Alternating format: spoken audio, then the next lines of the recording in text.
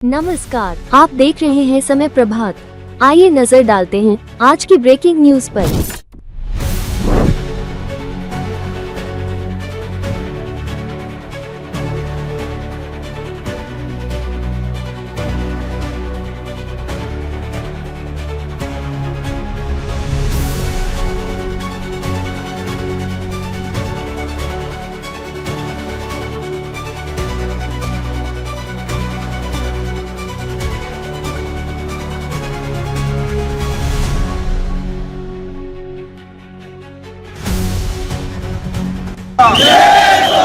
पगार द्या, पगार द्या,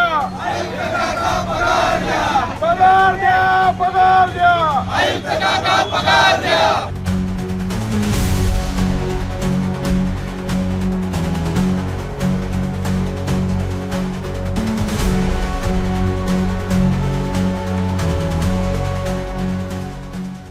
हा महामोर्चा जो आलेला आहे, ही आणायची वेळच आमच्यावर आली नसती, पण आज ही वेळ आमची दुर्दैवाने आली. कारण की हे झोपी गेलेलं प्रशासन आहे आणि यांच्यापेक्षा निर्लज्ज असे ठेकेदार आहेत. महानगरपालिका ठेका देते, ठेका देऊन मोकळी होते, पण या कामगारांच्या समस्या काय आहेत, यांचं काम बरोबर चाललंय का, यांची परिस्थिती काय आहे, यांच्याशी कधी कामगारांशी बोलायचा प्रयत्न ही महानगरपालिका करत नाही. प्रथम क्रमांक मीरा भाईंदर शहराचं स्वच्छ संरक्षणमध्ये आलं. हे कोणी आणलं? तुम्ही आतमध्ये एसी कॅबिनमध्ये बसून तुम्ही लोक घेऊन आले का? तुम्ही नाही घेऊन आले, हे कामगार घेऊन आलेत, लक्षात घ्या. आणि या कामगारांच्या भरोश्यावर एक नंबर मीरा भाईंदर शहर आलेलं आहे. मग तुम्ही त्यांना रस्त्यावर कसं फेकून देता? त्यांच्या समस्या कोण जाणून घेणार? त्या दूर कोण करणार? ही महानगरपालिका ठेकेदार निर्लज्ज झालेले आहेत. या कामगारांची ग्रॅज्युइटी आज 2023ला नवीन ठेका देण्यात आला, ग्लोबल, कोणार्क, आणि त्याच्यानंतर या कामगारांची ग्रॅज्युइटी अजून दिलेली नाही आहे. मयत कामगार झाले, सेवानिवृत्ती कामगार झाले, त्याच्यानंतर ज्या लोकांनी अर्धवट काम सोडलेलं त्यांची ग्रॅज्युइटी या महानगरपालिका ठेकेदाराकडे ते देत नाही आहे. फक्त मीटिंगवर मीटिंग होत आहेत, पण कोणते निर्णय याकडे लागत नाही आहे. अग्निशमन विभागात काम करणाऱ्या कामगारांचा पगार टायमावर होत नाही, औषध फवारणी कामगारांचा पगार टायमावर होत नाही, वृक्षपातीकरण गार्डनमधले स्मशानभूमीमध्ये काम करणारे जे कामगार आहेत त्यांचे पगार टायमावर होत नाही आहे.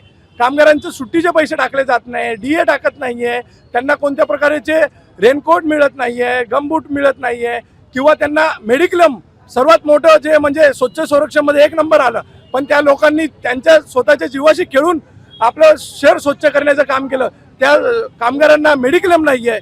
अशा खूप साऱ्या वेगवेगळ्या विविध मागणीसाठी आज आम्ही महामोर्चा काढलेला आहे. आमच्या काही मागण्या काल मान्य झाल्यात. तर आता काल आम्ही 13 लोकांची काही यादी आली होती, जे मयत कामगार आहे त्यांची काल 13 लोकांच्या अकाउंटमध्ये काल ग्रॅज्युइटीचे पैसे टाकण्यात आलं. हे पहिला मनसेचा विजय आहे.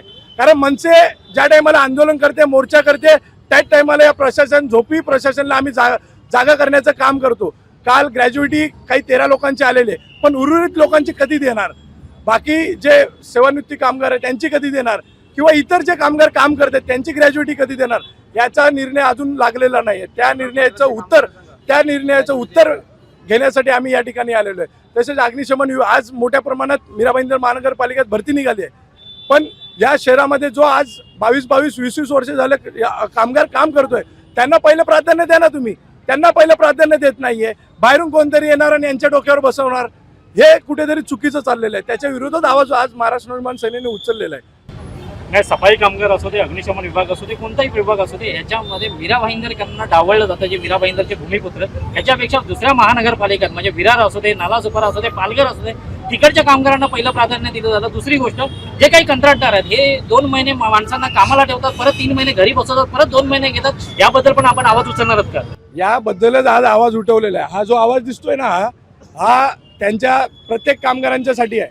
हा एका कामगारांसाठी नाही आहे. हा मीरा भाईंदर मधल्या भूमिपुत्रांसाठी आहे.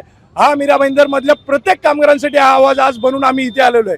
कारण कसं आहे, नवीन ठेका देतात आणि जुन्या कामगारांना घरी बसवला जातो. तो ठेकेदार त्याच्या मनमानी लाखो 2 लाख रुपये घेऊन त्या लोकांना कामावर लावतो. म्हणजे तुम्ही पैशाचा व्यवहार करता, पैसे घेऊन तुम्ही लोकांना कामावर लावता, आणि जे भूमिपुत्र आहे किंवा इकडचे काम अनेक वर्षापासून काम करणारे कामगार आहे त्यांना तुम्ही घरी बसून टाकता. हा कोणता न्याय आहे?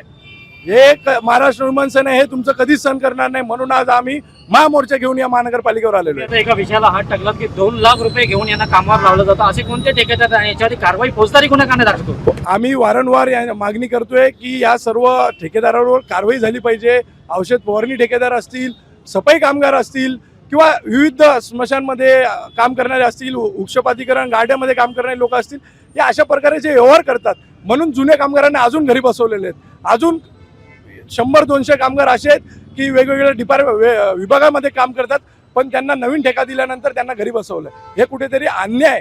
स्वच्छ संरक्षणमध्ये जे पहिले नंबर मिळवून देणारे कामगार आहे त्यांच्यावर अन्याय ही महानगरपालिका आणि निर्लज्ज ठेकेदार करत आहेत. नेहमीच कामगारांवर अन्याय केला जातो.